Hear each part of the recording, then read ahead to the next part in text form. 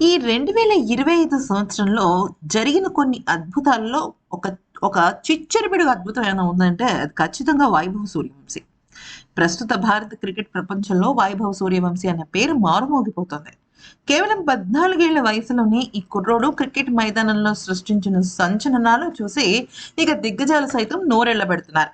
ఇటీవల జరిగిన విజయ్ హజారే ట్రోఫీలో బీహార్ తరఫున ఆడుతూ అరుణాచల్ ప్రదేశ్ పై కేవలం 36 బంతుల్లో సెంచరీ బాదటమే కాకుండా మొత్తం 190 పరుగులతో విశ్వరూపం చూపించాడు. ఈ అద్భుత ప్రదర్శనపై సాక్షాత్తు ఆ ప్రధానమంత్రి నరేంద్ర మోదీ ప్రశంసల వర్షం కురిపించారు.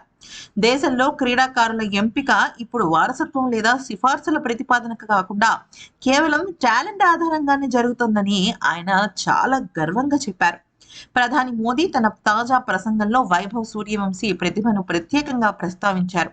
దేశంలో ఇప్పుడు క్రీడాకారుల ఎంపిక చాలా అద్భుతంగా నడుస్తుంది. మునుపటిలాగా కోచ్ ప్రాబల్యం లేదా తెలిసిన వారి రికమెండేషన్లతో కాకుండా మైదానంలో అద్భుతాలు చేసే ప్రతిభావంతులకే ఈ ప్రాధాన్యత దక్కుతోంది. కేవలం 14-15 ఏళ్ల కుర్రాళ్ళు మైదానంలోకి దిగి సెంచరీలు బాధిస్తున్నారు. ఒక పేద కుటుంబానికి చెందిన పిల్లాడు కూడా ఈ రోజు శిఖరాగ్రానికి చేరుకోగలిగాడు. దానికి కావాల్సిన అపరిమితమైన అవకాశాలను ప్రభుత్వం కల్పిస్తోంది అంటూ ఇక మోదీ గారు చెప్పుకొచ్చారు. గతంలో క్రీడా శాఖల్లో జట్టు ఎంపికలో చాలా రకాల అవకతవకలు జరిగేది. కానీ ఇప్పుడు స్కూల్ గేమ్స్, యూనివర్సిటీ గేమ్స్ నుంచి కూడా దేశంలో నుంచి గొప్ప గొప్ప ప్రతిభావంతులైన టాలెంటెడ్ ఆటగాళ్ళు వస్తున్నారు.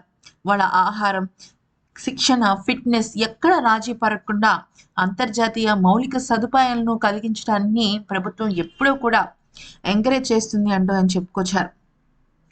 ఇక వైభవ్ సూర్యవంశీ లాంటి అసాధారణమైన ప్రతిభావంతులు ఇంకా భారత్కు అవసరం అంటూ ఆయన చెప్పుకొచ్చారు.